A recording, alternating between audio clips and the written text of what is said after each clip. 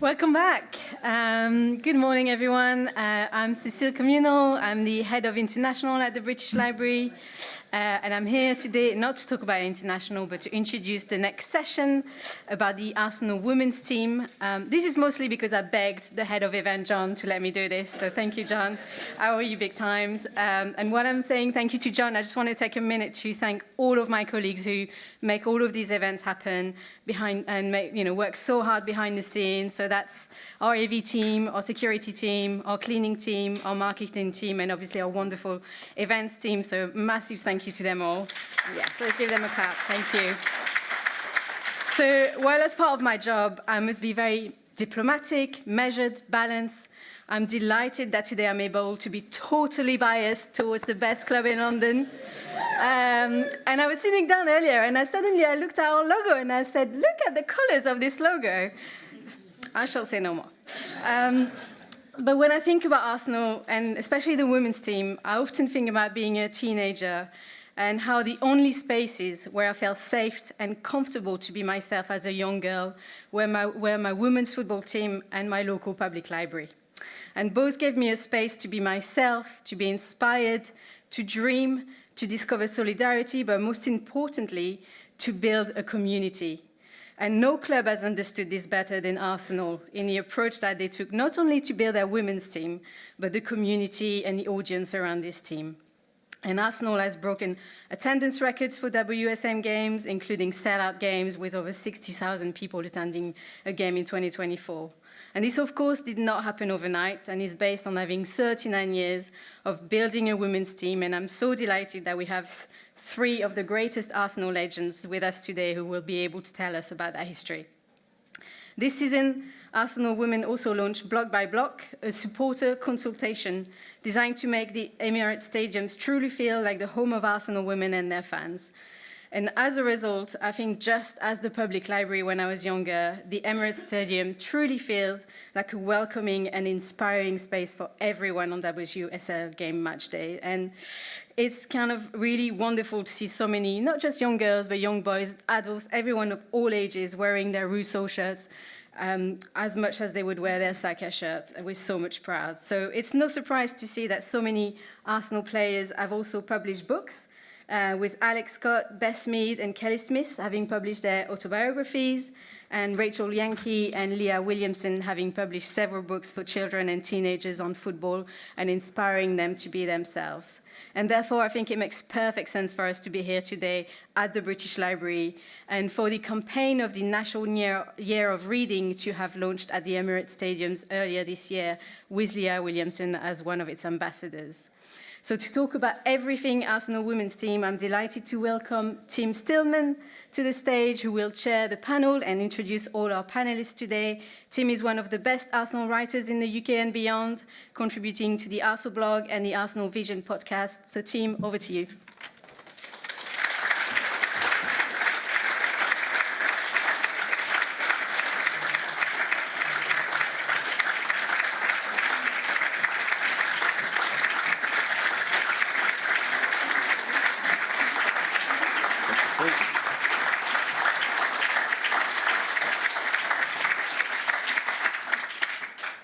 Good afternoon, everyone. Thanks so much for joining us, this panel on Arsenal Women. I'd like to preface it by saying what a privilege it is to be on the stage here with these three Arsenal legends. There's a game later you might know about against, in Henry's words, another local team.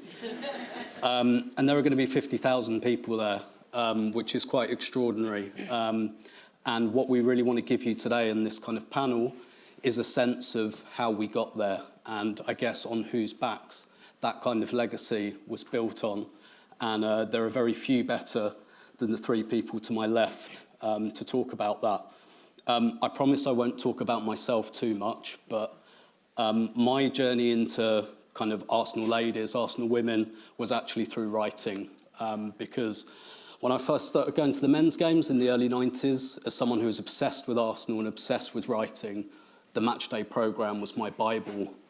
And this was the only place you could read about Arsenal ladies, their results. And I used to read it cover to cover, and I'd see, oh, Naz Ball has scored another hat-trick this week.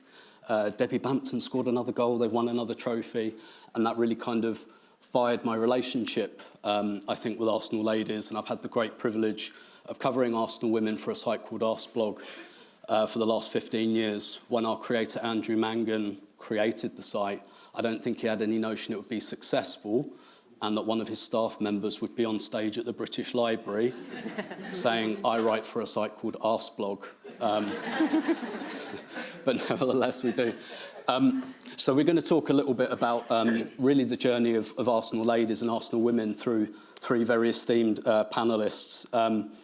First, Gill Sayell, who played for Arsenal at their inception, and we'll talk a little bit about how that happened, how Arsenal overtook Aylesbury ladies. Arsenal's first ever player of the season, 1987-88. Went to a World Cup at the age of 14. It's a pretty remarkable thing to do at the age of 14, isn't it? And play in front of 100,000 people. In the middle, Rachel Yankey. This is where I really have to read quite closely my notes. Rachel won 8 league titles, 9 FA Cups, 7 League Cups, and a Champions League playing for Arsenal.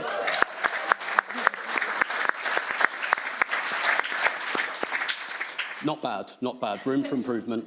And then at the far end, we have Kirsty Pealling. Kirsty played for Arsenal for 19 years, from 1987 until 2006. Hackney's finest, don't tell Lotta Wubben-Moy, said that. Just the 30 major trophies won. Any regrets, Kirsty? Could have done better, really? Yeah, I'd liked a few more, to be fair. Unfortunately retired a year before the Champions League win, but again, what we really want to give you a sense of is we're seeing the sweep of Arsenal ladies' history right here. And one of the first things I'd really like to talk to you all about is, I guess, the challenges of playing before you come to Arsenal, before you lift all of these trophies, just as young girls playing football. And Gill and Rachel, you have actually very similar stories, or should I say Bill and Ray. Gill, if I come to you first, is it right that for a time when you were younger you were known as Gill Sayell? Would you like to I was would Billy. you like to tell us Yes. how that came about? Yeah, because at the time, I was like 8 or 9, girls weren't allowed to play football at all, anywhere, school or anywhere. So I used to kick around on the green outside my house with boys who were pretty open to me playing. They had no problems whatsoever. And a friend's dad was starting up a football team, and they asked if I would play. So, of course, yes. I mean, it was the first time I'd ever put on a kit to play in a team, which was just amazing. So, very proud moment for me, even at that age, to be part of a team. So we played a few games, but as I say, they used to call me Billy, and I used to have short hair, and I was a tomboy, so I probably passed quite easily as a little boy anyway.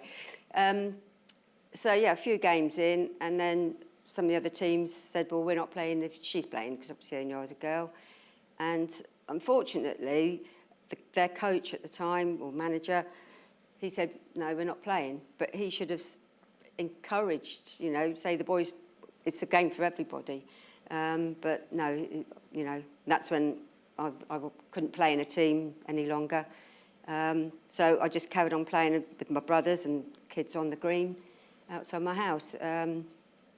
And yeah, so the guise of Billy was taken on at that time. And Rachel, very similar story for you when we talk about, I guess, obstacles, not including the Northern Line today, which has been a significant obstacle, I think, for a lot of people. But would you like to tell people why you were briefly known as Ray when you were playing when you were younger? Yeah, so similar. It was, it was so similar. So basically, again, 2 friends of mine that lived across the road, we all used to go down the park and play football, and they had no problem with me being a girl and playing football. I think kids just, if you're good enough, they don't really care about gender. So there was no issue there, and they wanted to join a team. We all wanted to join a team, really, just to represent someone and to, like you say, put on a kit and, act out your heroes that you watched on TV. So a friend of theirs' dad was setting up a team because there weren't really any local teams in our area in northwest London. And yeah, I tagged along, and I tagged along to most things that they did, to be honest. So yeah, they called me Ray, which are my own initials, Rachel Yankey. To be honest, I wasn't the clever one to figure that out. So, yeah, they called me Ray, and I joined the team. The manager knew that I was a girl. My friends, Michael Lawrence and the manager's son, Alan, all knew I was a girl, but everybody else thought I was a boy. And yeah, pretty similar. I mean, tomboy, looked like a boy. The way I walked, the way I moved, especially the way I played football. It was quite easy to kid everybody, because if you could play football, you must be a boy. You couldn't possibly be a girl.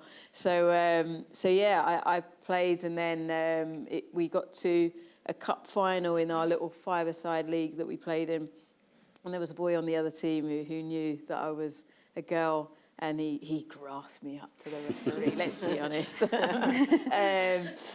So he told on me, and the referee asked me to leave the pitch, but the referee, I don't remember at that time the referee telling me why.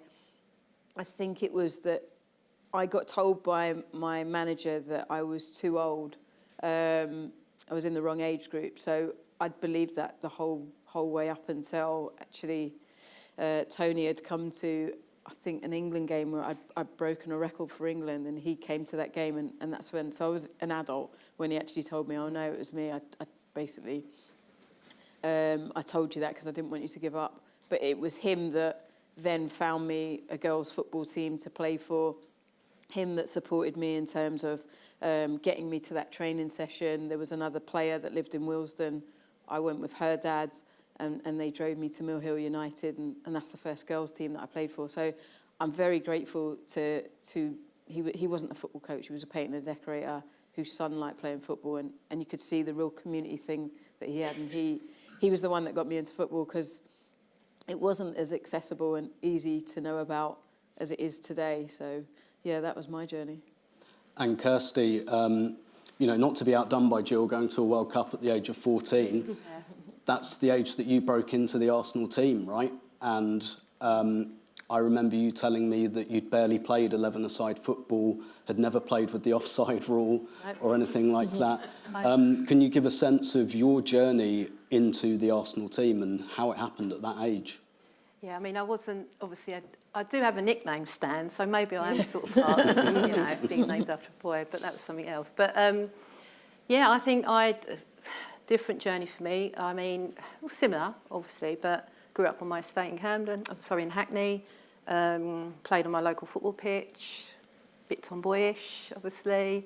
But at primary school, I played in the playground but wasn't allowed to play for the team. Obviously, the boys' team, so to speak, was play against other local schools, but I wasn't involved in that. And it was only really when I went to secondary school, Haggerston School, that a couple of the girls was keen on playing as well, and have done so when they was younger. And we just started playing in the playground, and then I just went up to my PE teacher and just sort of said, look, is it possible we could do something at lunchtime? So we had a little club, and she was quite proactive, and she was like, look, there's a couple of school games coming up, would you like to get involved? So we did that. And then through entering a competition called the Met Police Five-a-Side competition, we went as a school team. We didn't have a kit. It was just turn up, play. It was like raggy arse, to be fair, like just bibs on. And we were played at Hendon, and we qualified through that group. And then we ended up playing at Wembley, Britannia Leisure Centre, apologies, playing in the semi-final. It was through there that Vic seen me at 13 and asked my mum if I was interested in coming down. So it all resulted from my school team, obviously, then going through and playing in the local competition, and then him invited me down to Highbury for my first sessions and there. So, but like you said, I was completely oblivious to 11-a-side football, 7-a-side football. I just played small-sided football in my estate. So it was a bit of an eye-opener. But We're going to come back to Vic Akers, obviously a huge pillar of this football club. But Rachel, I kind of wanted to circle back a little bit as well about your kind of background playing. Kirsty mentioned playing in Hackney, on ball courts outside her estate. You in North West London as well, and how important that was, playing with boys and girls of all ages. And I guess some of you may be aware there's been a discussion over the last 10 to 15 years about how women's football in particular has become very middle class, quite white as well. And maybe because of the loss of some of those community spaces, especially in the inner cities. But how important was that for you in terms of your grounding as a footballer? Yeah, hugely important. I think, first kind of experiences, obviously joining Marion Football Club, that was where I met Michael Lawrence and Tony Chelsea, and then playing at Paddington Rec, and then going as I got older, walking with my school friends up to Wilson Sports Centre, climbing the fences. We weren't meant to be in there, but jump over, play football, see one of the security guards would jump back and run home. So got me fit. So all these down at the local park, everything that was just, jumpers for goalposts and all that. It was really just play. And I think most of the time that I played football, I had a group of friends that were my own age, but we were really playing against like teenagers at the age of probably, 10. Some of them were like people's older brothers. But it was sink or swim. They didn't go easy, and you learnt pretty quickly how to, solve problems and how to react on the pitch. And if you got kicked and you get up or go home. Otherwise, it's just how it was. No one went easy on me because I was a girl. I mean, some of them might even not have known that I was a girl. Most people called me Ray for ages. So I think that was just how it was, and that's always been important. And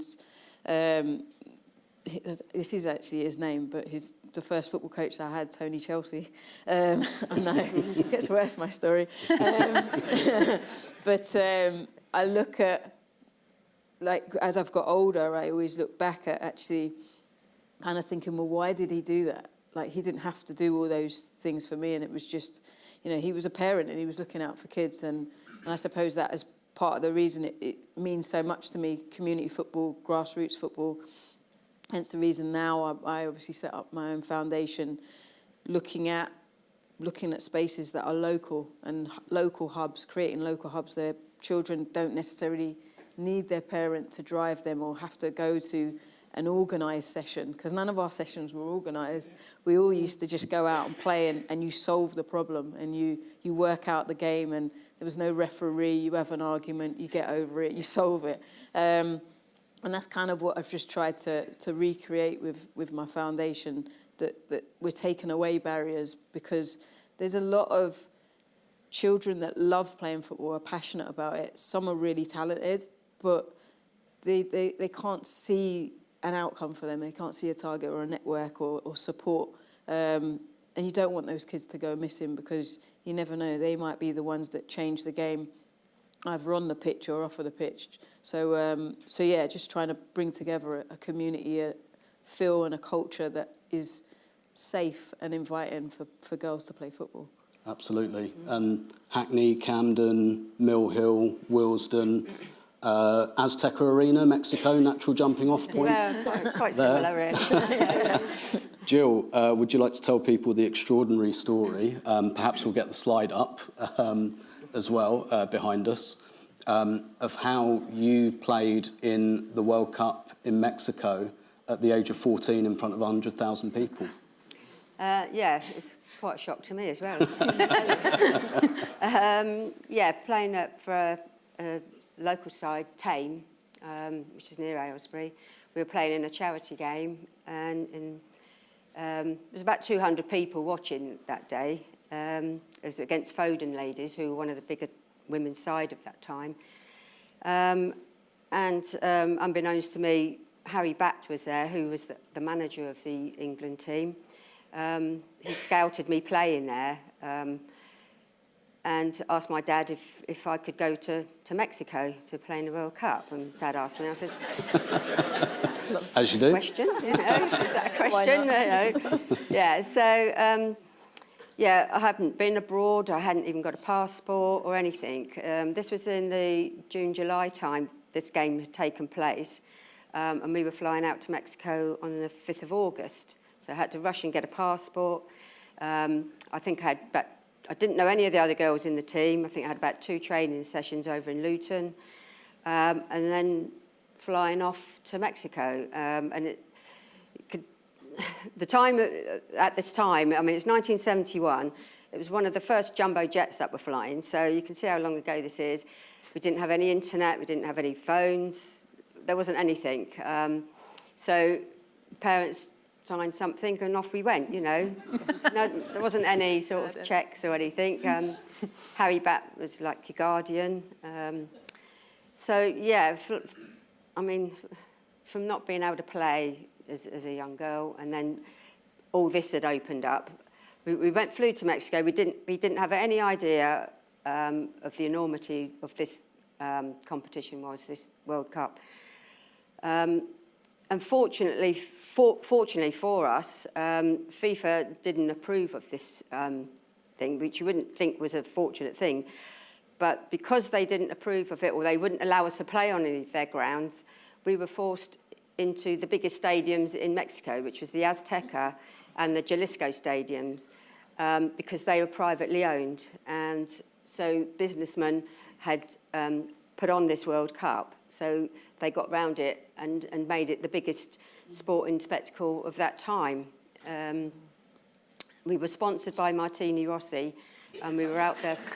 Yeah, you know what I mean? It's all a bit surreal now, isn't it? But yeah, drinks company. So we had a month out there. I don't want to give any spoiler alerts, but we didn't win. But yeah, so being 4'10", 14 years old, and going out into a crowd of 100,000 people at that time gives you goosebumps a little bit, you know, and you think, you know, what's happening really? And they're fanatical out there in Mexico, as you'll probably see this summer with the men's going. It's just the noise. There's a cauldron of noise and heat and everything.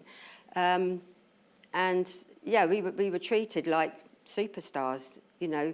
Everywhere we went, we were followed, and we had reporters, newspapers, on the TV appearances.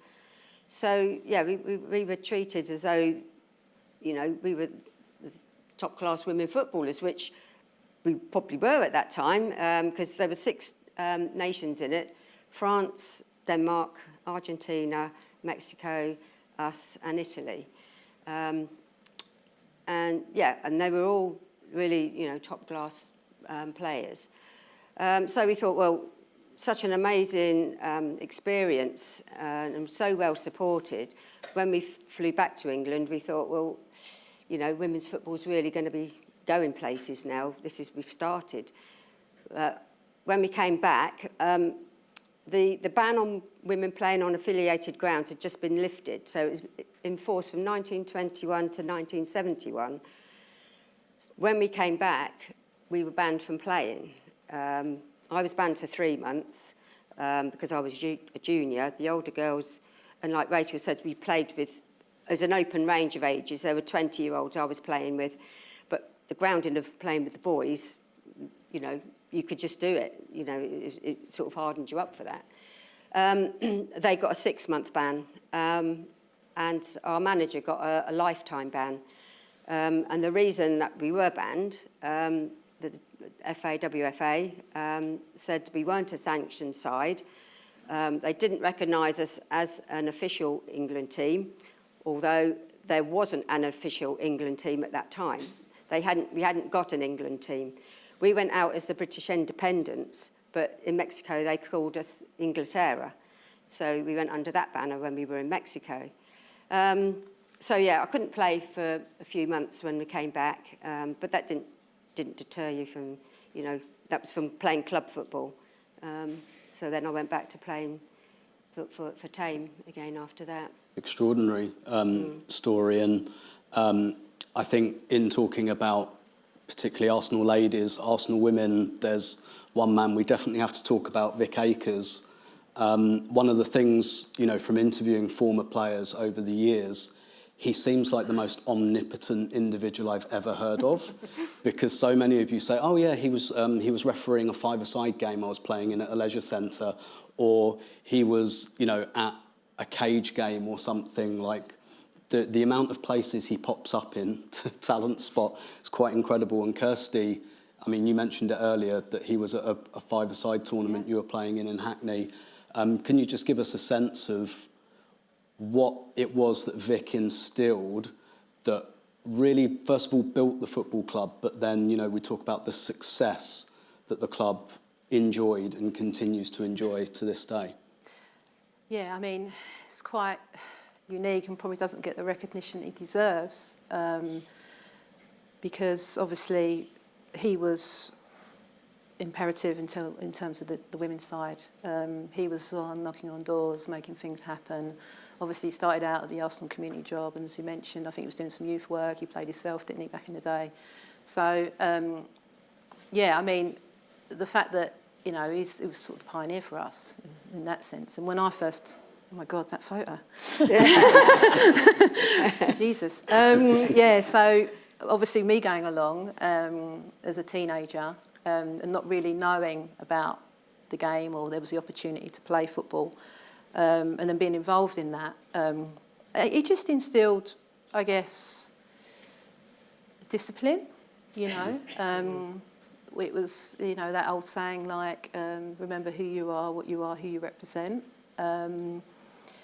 He was generous. He, you know, as I said, he multitasked. He was, I think, working with the first team. He was driving a coach. He was the medic. You know, he was knocking on doors, getting kits for us, obviously. And later on, we managed to, obviously, some of us getting paid, you know, in a semi-pro way.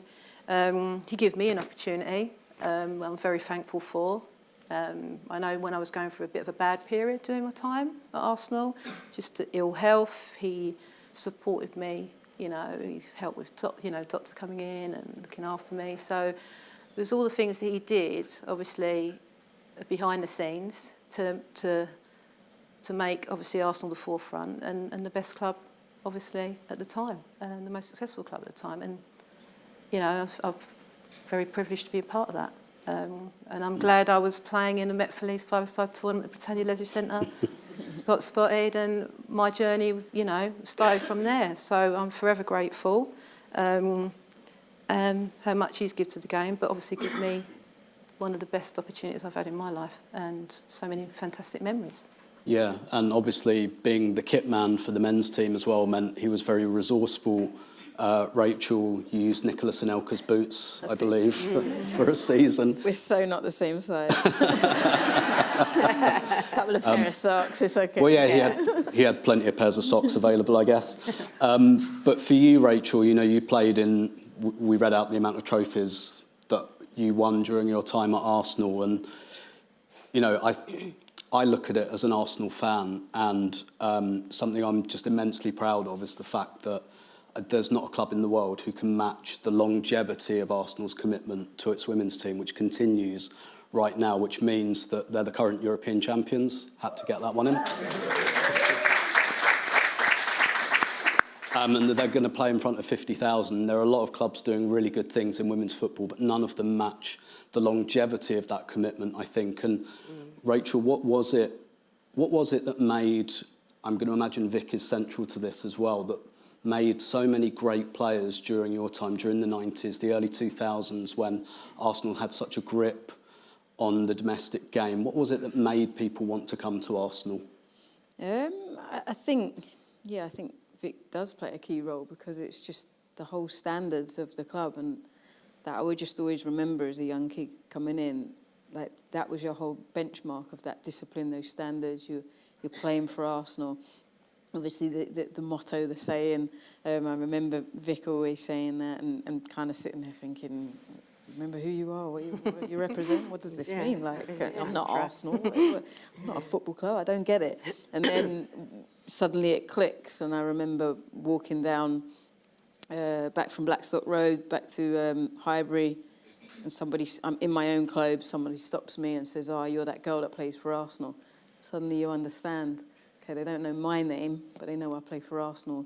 There's that responsibility, and I just think the feeling that you just never ever wanted to let the club down, let him down, but also let your teammates down. And I think Vic, I mean, as great as he was for like organising and bringing people in. I don't think that sounds bad, that he was like the greatest in putting on sessions. I mean, we used to do, I think everyone thought that we did loads and loads of tactics, but I think it was more about like just tempo, like challenging us mentally. You take 3 or 1 touch, and then when you took 2 touches, you'd blow the whistle and it'd be the other team's ball, and you'd have to just quickly think. And that's where he changed the way that you play football, because I think what he did is he recruited good people, good players, matched them up, knew what fitted, and just allowed us to play, rather than sort of, stop, stand still, you do this, you do that. He allowed us freedom, because where we all came from, no matter what era, we all came from a place where we played in the park, we played with our friends. There's freedom there. There was no referee or rules. And I think he understood that and brought that really in quite well. Yeah, I mean, we never trained 11-a-side. No. We trained in a ball court, like 5v, 6v6. And, it would be in prep for a cup final the day before, we'd go up to the Arsenal training ground, and all of a sudden we're practising all these different free kicks that he'd come up with, and we'd be like, what the hell? Like, you run over the ball, that's number 1, you cross it, and he was like, we just, and all of a sudden we turn up and we just pretty much did what we did, but because we was all footballers, comfortable on the ball, he lets us express ourselves, he just gives us simple instructions, and I guess as well, I think the reason for the success, I think, over the years is that we all got on really well, like obviously some of us were more closer than others, but we had a really good team spirit, and everyone has each other's back, and we wanted to win, we wanted to be successful, so I think a lot of that, and they created that, we were competitive, we put the hard work in, we was committed, and, we collectively, I think that's the reason as well, we were successful. Yeah, definitely. I think equally to that as well, that you knew when you were at Arsenal, although we weren't professional, we weren't training every single day, you were the closest thing to it. Yeah. So you wanted to perform to make sure you stayed in it, because otherwise, if it was your choice to leave and go somewhere else, but you knew somebody else was going to come in and take that place. So you really always wanted to perform at the highest level and be as good as you could be, and make sure that you improved yourself, but improved your teammates in the team. Incredible. And just to finish on, before hopefully you have time for a couple of questions from the audience, Gill, we talk about Vic bringing this great team together, winning all of these trophies, but you were really in on the ground floor of the pretty humble creation of Arsenal Football Club, as you were as well, Kirsty. But I don't know how many people know that Arsenal ladies effectively took over Aylesbury, and that's how they started. And Gill, you were playing for Aylesbury. Yeah. And I think you knew the manager a little bit. Yeah, my dad. Yeah. So how did Aylesbury become Arsenal? Yeah, as I say, my dad was the manager of Aylesbury. I previously played for Tame. We had a split, so my dad started up Aylesbury, and pretty successful. We were one of the top teams again, and one of our players, Ali Clement, she was working alongside Vic in the community, and my parents were moving abroad at the time, so we were going to be managerless. And Ali said Vic wanted to get more women involved and get a team going. He said, well, Aylesbury haven't got a manager now. Come along and have a look and see what you think. So he came along, had a chat with my dad, and that's really the nucleus of Arsenal at that time. We sort of moved over and became Arsenal. And immediately, from playing for Aylesbury on the local grounds and around the country, it was such a big step going from that just to be part of Arsenal, or be part of a professional club. As the girl said, it was all hand-me-down kit and everything. I've still got my kit. I don't know if I should say that because I kept it. But the shirt is like a night shirt on me. I mean, because like you say, probably got Tony Adams' shirt or something like that. It was massive. And but we were just so pleased to be able to represent Arsenal and to have kit given to us. We were still working. We were still having to drive to Arsenal Highbury twice a week, so Tuesdays and Thursdays. We paid subs. We trained in the ball court at the JVC, but we couldn't get on the ball court till about 9:30 at night after the guys had their sessions, and we trained till about 11:30, and then drive all the way back to Aylesbury, go to work the next day.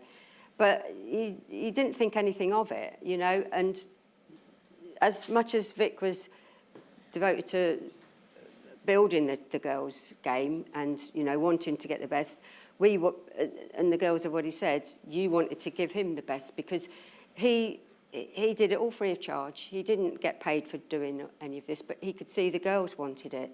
And that's what he's about, community. He really and instilled that mentality about you. When you go out, you are wearing that badge. And it's just an amazing feeling. So to come from where I was in Aylesbury, again, and I was getting right at the end of my career, really. I was 30. I've got a 5-month-old baby on the sideline, and when I pulled my first Arsenal shirt on. But because I loved the game so much, and I could see, again, it was another step forward in women's football. It was going places. Unfortunately, I had an ACL. I was about 34, and that sort of paid. But having said that, the girls that were coming through who wanted to join Arsenal were just phenomenal. That, you know, they could see it as well.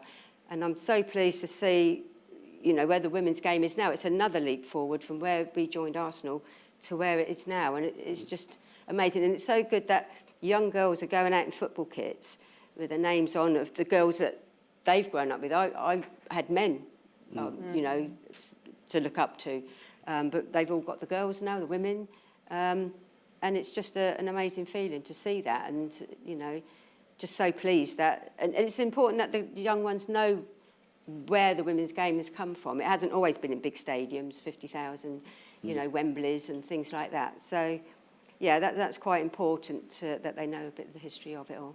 Yeah, absolutely. And Rachel, your image is on the side of the stadium twice. Yeah. Kirsty, you're on the stadium as well. We could talk all day, but I don't want to hog you too much. I'm hoping we've got time for a few questions from the audience. So I think we've got a lady over here in the 94-95 blue away kit, one of my favourites.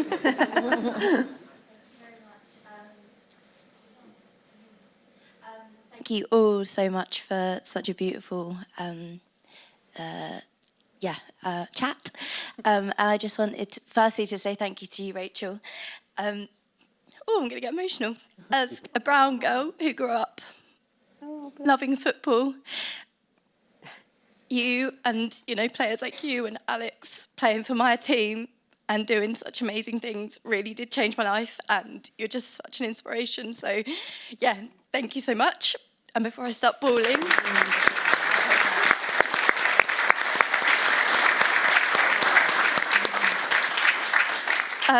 I just wanted to ask each of you what your proudest moment was, either as an Arsenal player or as an Arsenal fan. Thank you. Who wants to start on that one? Who's an Arsenal fan, eh?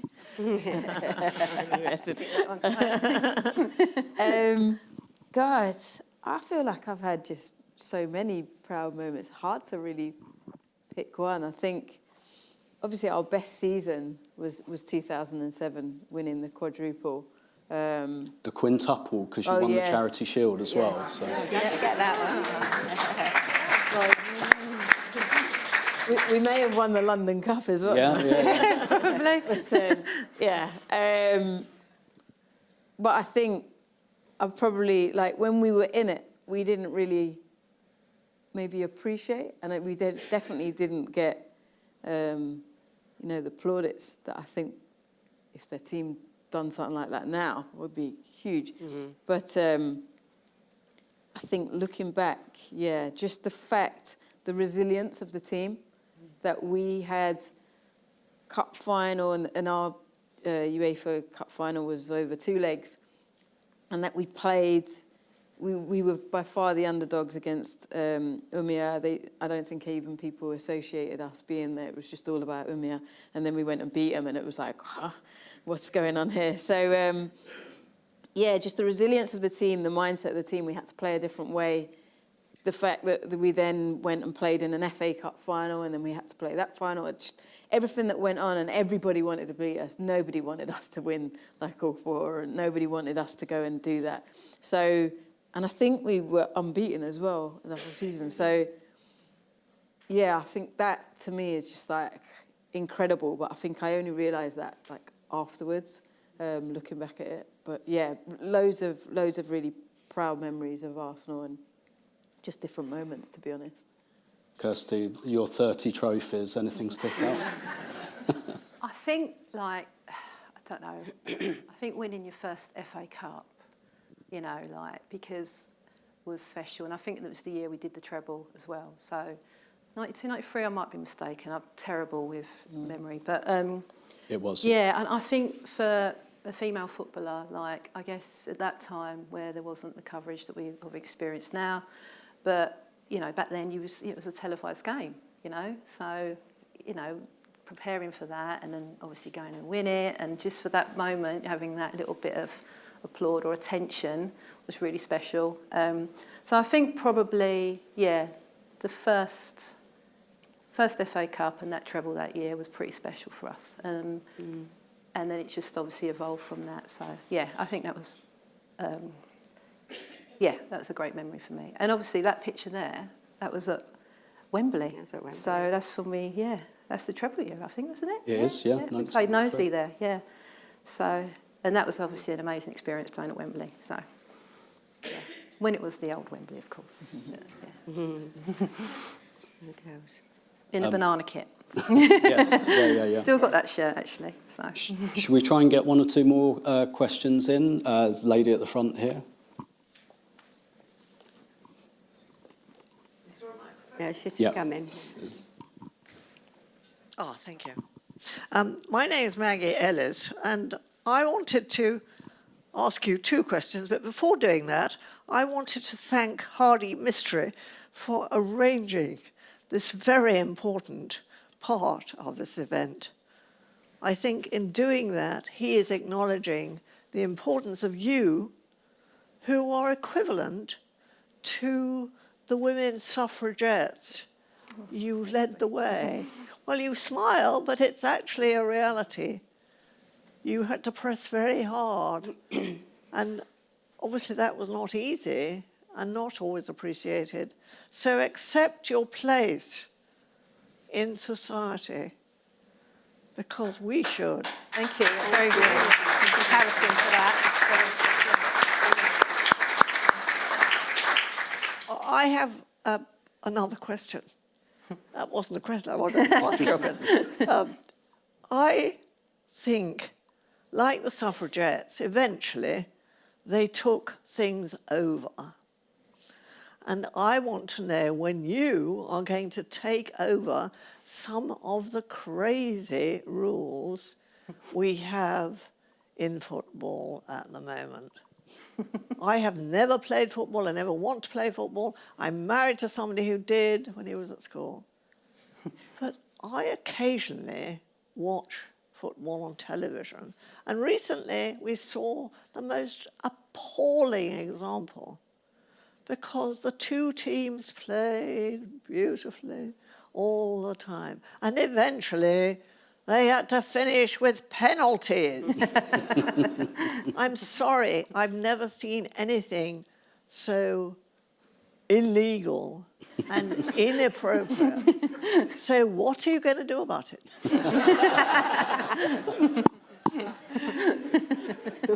Who wants to take that one? I don't know how you answer that one at all.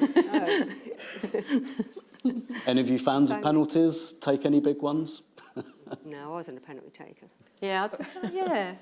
Yeah. I remember. Yeah, I think a couple of competitions, like at the end of, we had a few penalty shootouts and we was successful, and I took some penalties. And I remember, I think it was against Fulham. I don't remember. It was the worst penalty shootout in the world, wasn't it? I think everyone missed, and it was dreadful. Yeah, that gives me nightmares. That. Yeah. I played for Fulham at that time, and I took the worst penalty I think anybody has ever seen. Actually scored. So I agree with you. Penalties should be banned. Okay. I think we'll wrap it there. Everyone, please give it up one more time for Gill Sayell.